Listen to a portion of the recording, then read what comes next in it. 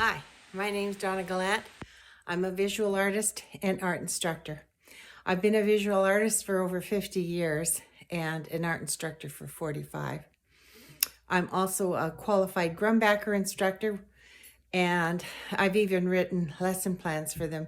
When I worked at Michael's, they qualified me, so I taught there for many years until COVID hit. And of course, they didn't pick the program up afterwards. But I do still teach here in Lethbridge, and my work can be found here in a local little gift store called The Works, downtown Lethbridge. And I have works online with Fine Arts America and absolutearts.com. But you can go online, and I'm on Facebook and Instagram, so you can see my stuff all the time. Donna Lee Gallant, or Gallant Donna, whatever you want to say. Anyway, I'm on there. And now hopefully I'm on YouTube. Anyway, I just thought this is a great platform to help my students out. My students all come to me and they're all enthusiastic and they want to paint and draw and do everything else, but they don't have a clue of what they're doing. So one of the biggest drawbacks I see for them is they can get very frustrated because they're trying to paint, but they don't understand what they're painting. So one of the best ways I always recommend them is to take drawing. Drawing really helps you see the form. The form is what we're trying to duplicate on our surfaces, either to paint or draw or however we want to express ourselves. Even if you do abstraction, you still have to know the elements of making art. And that's what I'm hoping this YouTube channel will do, is help you understand the basics so that it'll make you a better painter, a better I guess you'd say drawer, a better artist anyway. I love mixed media and I've done them all. I haven't done three-dimensional because I just didn't want to put anything else on my plate. But I have done oil, watercolor, acrylic, pen and ink, graphite, charcoal, and mixed media. I really like mixed media. And most recently, I'm doing a lot of jelly plate printing, which you'll probably see later on as my channel continues. Anyway, I just wanted to sort of hit some of the basics today of drawing. And understanding form is sort of, well, it's a precursor to doing anything you want to do in art, even if it's three-dimensional. Mind you, with three-dimensional, you have more of a tactile surface to deal with as well as a visual aesthetics. So it's sometimes I think it might be a little bit harder than actually, because you got to think of it in more of a three-dimensional term. However, as a visual artist working on a two-dimensional form, a lot of times we're trying to take something three-dimensional, which is what we see, and put it on a two-dimensional surface, trying to make it look three-dimensional. So that's always the trick. Anyway, I'm going to try to do this in one shot so I don't have to do some editing. So here we go. So today, I did want to talk about some of our tools here. And so I'm going to kind of hopefully turn some things around here so you can see some stuff. So I'm just going to take you off the stand here and just flip you around here. There. Oops. Oh, it's not doing that. Okay, I'm still here. Okay. I guess I have to stop and edit. Oh, well. Okay, some of the books I recommend for drawing is like this one, which is one of my favorites, Drawing on the Right Side of the Brain by Betty Edwards. It is such an excellent book. Look at it. It's just full of exercises and explanations and understanding the form that you're working with. It really gives you a good bird's eye view, or more than that. It really starts to get intense after a while. So it's really a good book to learn from. And I think there are several editions, so there's not just this one. I think there's a newer one out. Anyway, it's an excellent book. This too is an excellent book. Now, I don't think it's in print anymore, but this is the one we used in university. And it has tons of stuff in here. Exercises, examples of what the masters and how they worked. It's just a beautiful book and really teaches you those fundamental elements that you need to know in order to create. Okay. Another book, which is a more recent book, and I really like Claudia's work. Claudia Nice. This is How to See How to Draw. She is a self-taught artist. Now, my professor said you can learn all this by yourself, but with a good teacher, it takes you half as long. So anyway, she's so good at showing you how to grid, how to shade, how to have perspective. There's a grid. She shows you how to do that. How to draw things in the right perspective so you can see them. And just, she simplifies it. She's very good at this. So she's a good book too. Another one, which I don't have anymore, was The Natural Response to Drawing. But there's a lot of good drawing books out there, and I recommend that you search around for them. Now, I'm going to talk about sketchbooks here. Here's a little itty-bitty sketchbook that I used years ago. And this is a Strathmore drawing. Now, you can get drawing or sketchbook. Now, I think the drawing paper, if I'm not wrong, has a little heavier weight than the sketch paper, but I could be wrong. I'm not sure on this. But this is an 80-pound paper. What they mean by poundage is the weight of the paper. So this is a fairly heavy drawing paper. Like I said, 80 pounds, and it's still got room in it for me to do some more sketching. Anyway, so it's a handy little book to take along with you when you're going somewhere. This one, I'm not sure who it is. I just know it's acid-free paper, which, by the way, is a good thing to have. Acid-free just means there's no chemicals on it, so it's easier. Well, I should say it's not going to deteriorate on you as quickly as some of the other stuff. But this is an 11 by 14, and it's a very smooth paper. Smooth, smooth, smooth. So, this is a drawing, by the way, that I did on there. There's the figure drawings. Anyway, it's a very smooth paper. Yeah. But it does, as you can see, kind of wrinkle. So if you've got any wet surfaces on here, it's going to buckle on you. So I don't know if I'd recommend that as a good drawing paper. This is another Strathmore. Again, it's sketchbook paper, but this is a 60-pound. It's not as heavy as that little one I had. But you can still do a lot of things with it. It's great. And this is, let's see, what size is this?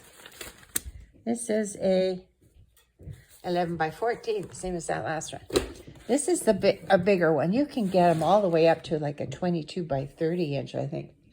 This is a sketch one by Strathmore. And this one is only a 50-pound, so it's thinner than the one in the brown one. So I don't expect you guys to be drawing anything like this soon, but it is something to aim for. Okay, what other sketches do I have here? So this is a book I used quite a bit when I was teaching. And, oops, where are we going here? Yeah, these are little contour drawings, blind ant drawings that I did in a portrait class. Not that one, that's just a contour drawing. Let's see what else. There's this starfish. Okay, whoops. Pen and ink. I've done lots of pen and ink, even line and wash as well, which means pen and ink and watercolor. Simple things like shading. This is a apple blossom. Oh, dandelion. These are pen and ink. Here's a little graphite bleeding heart. Oh, here's a landscape, pen and ink. This one's got a little bit of watercolor added. This is what they call a line and wash. Here's another pen and ink, Mud Duck.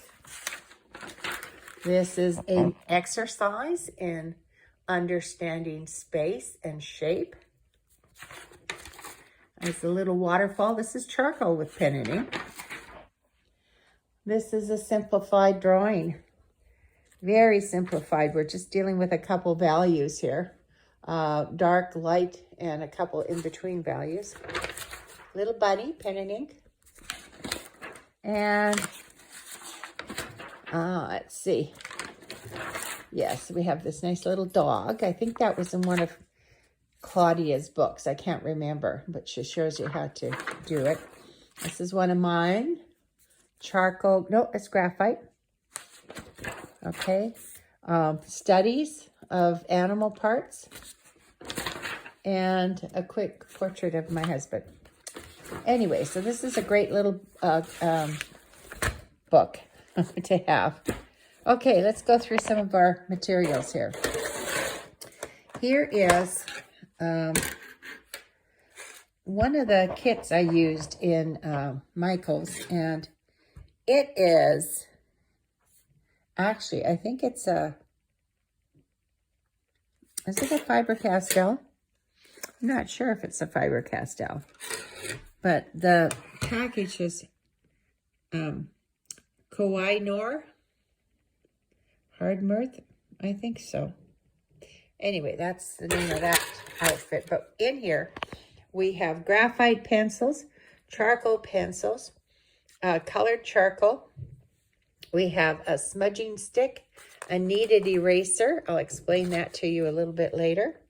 This are a little sticks. We've got charcoal, graphite, and Conte crayon.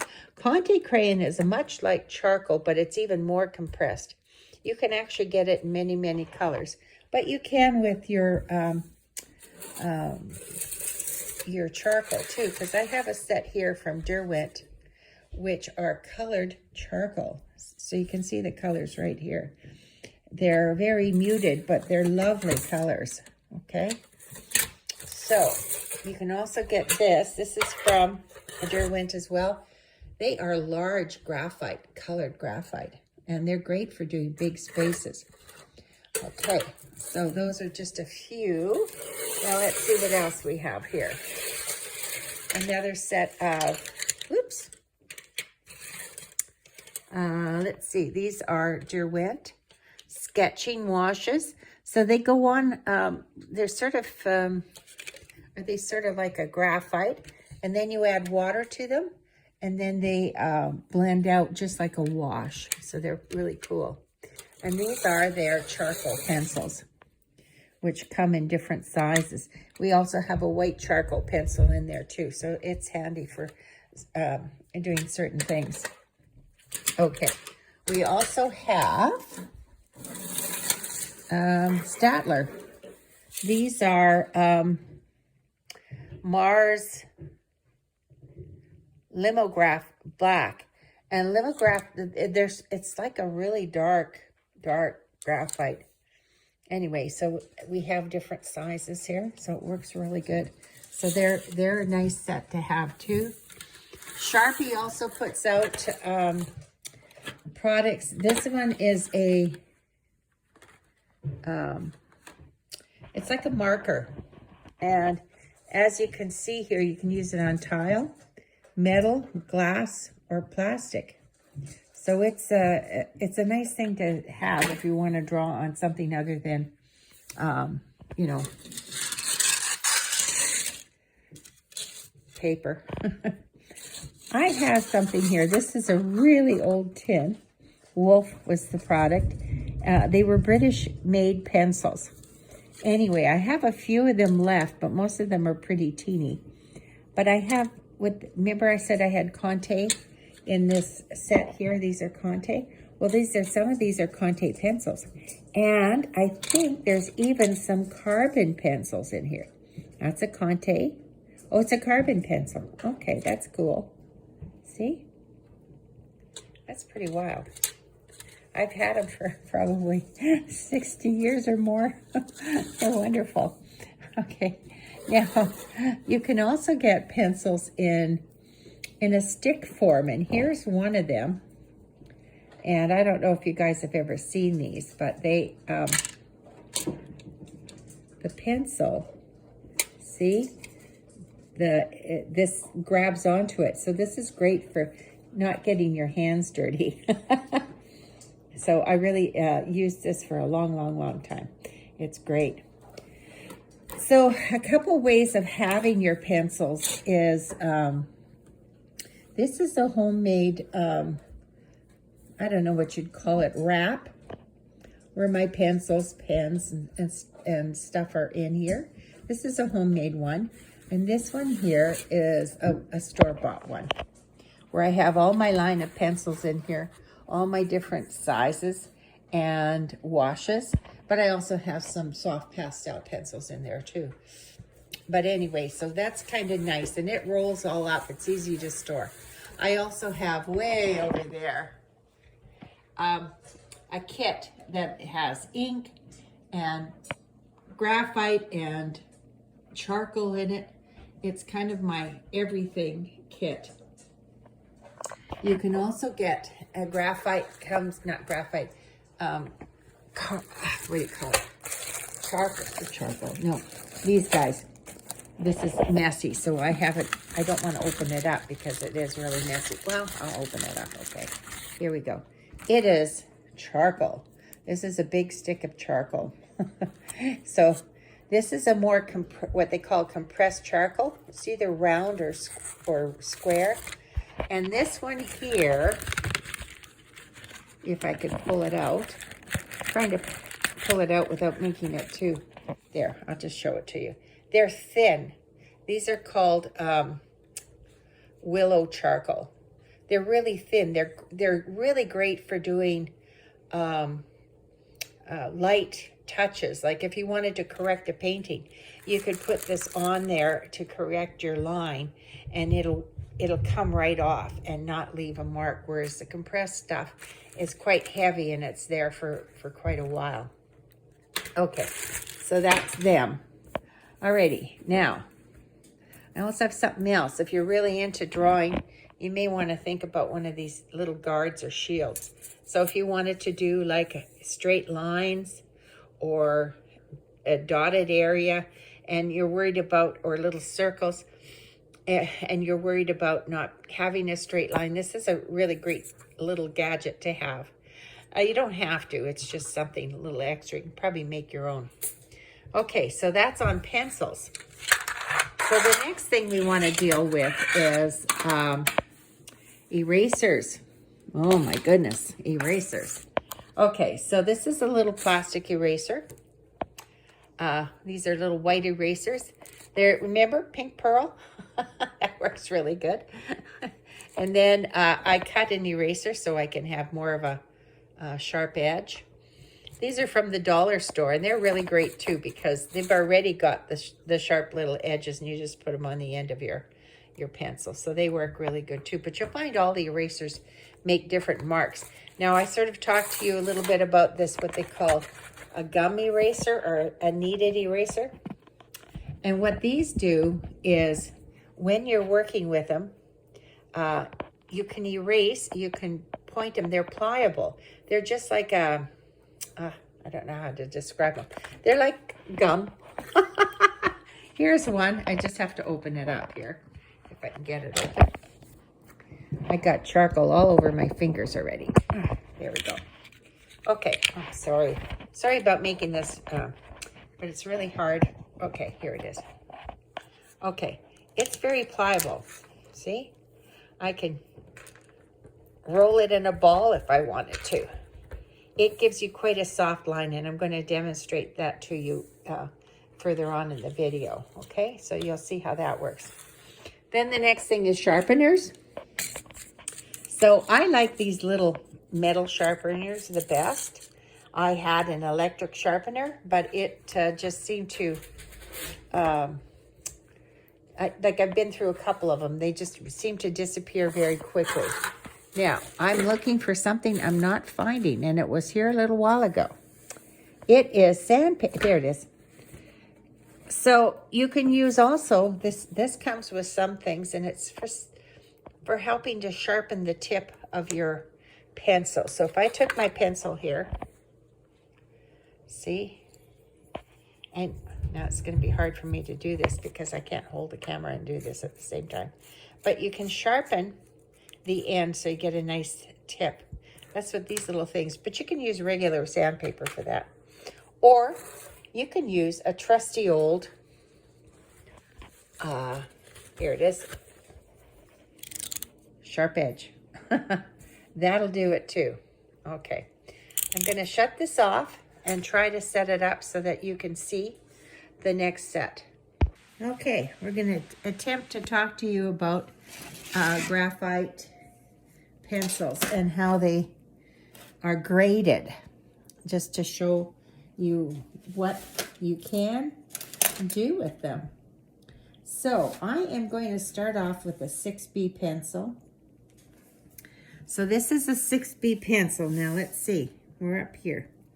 Okay, so here's a 6B.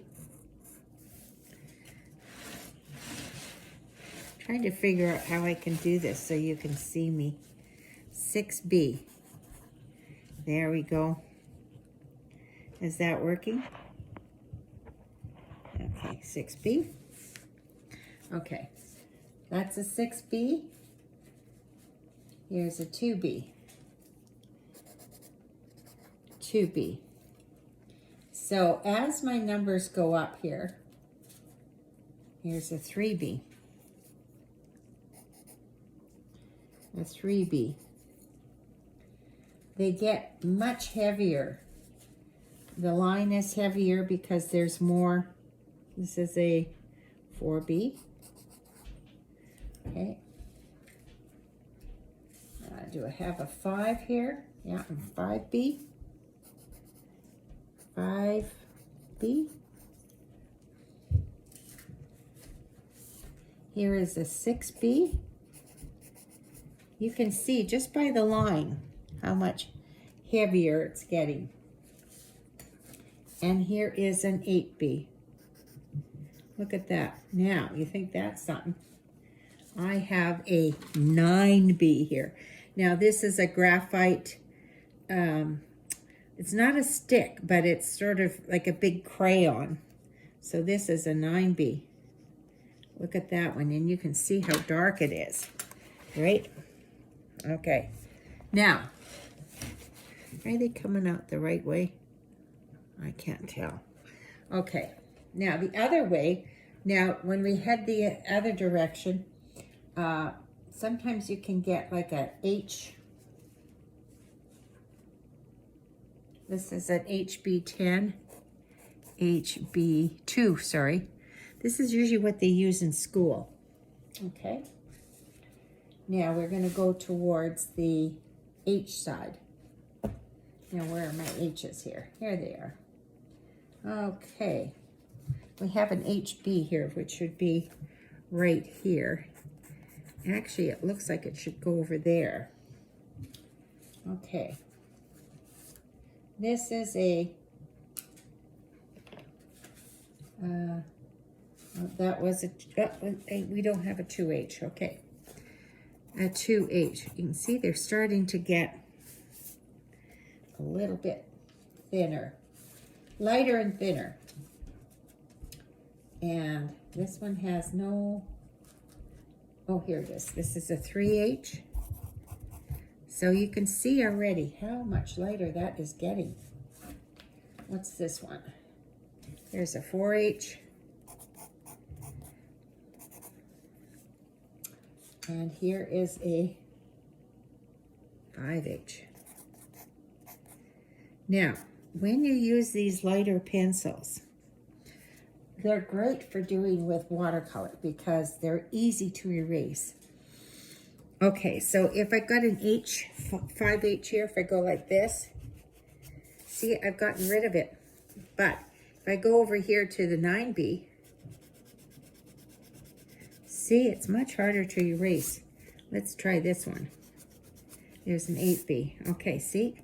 You still have remnants left of it. So it's not very good for, you know, it'll always leave a mark behind. So you don't want to use that.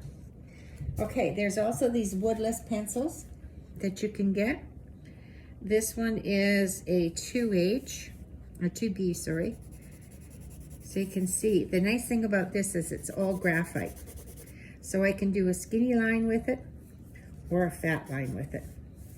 Now the thing about graphite, look how nice it blends. Isn't that nice? And you can bring your eraser in afterwards and erase parts of it, see? I should get this kneaded eraser out here just to show you the difference. Here's the kneaded eraser. So it's got a softer line to it, but I can shape it if I want, like this. If I have a pointy, a little dot or something I wanted to make, I could use it. Now, why they call it a kneaded eraser is because when it gets dirty, you knead it around. Like you just keep pulling it and then shaping it back to the way you want it. And that cleans the eraser. Eventually, like this one's getting sticky, which is telling me that this is almost done. Okay. Now you can get these nice smudgy sticks. They do a really good job of, let me get a piece of charcoal here. Okay, look how dark that is. Isn't that dark? They are for blending. I call them smudgy, but they're a blending stick. Oh, they've got all kinds of names for them. But there's different kinds of them. This one is a compressed one, which means the paper is sort of pressed on here, where this one, you probably can't see it, but it's rolled on. So it's not as hard as this. This is a really hard one compared to this guy. So it just depends on what you want to use them for. You can also use Q-tips, you can use tissue, you can use all kinds of things for blending. So that's really a fun thing to remember. Okay, now charcoal. I wanted to show you this willow charcoal here because when I said, you saw how dark that is. Now if I do a willow charcoal, it's quite a bit lighter, see? But it can disappear. This is great for doing corrections on your painting because it will disappear right into the paint. Unless it's watercolor, of course. You don't want to use those products with watercolor. Okay, I think that's pretty much it for our pencils. We talked about sketchbooks, erasers. Okay, I think that's it for this time being. So I hope you do come back. Click on the like button or the subscribe button, but to come back, if you put on the subscribe button, then they'll send you notifications when my next video is up. Because the next video will be our first element of drawing, or our first element of art, because it applies to all arts, and that's called line. Line is really important. It's the description of the edge of something. So it's an important element. So I hope you enjoyed that. Anyway, we'll see you soon.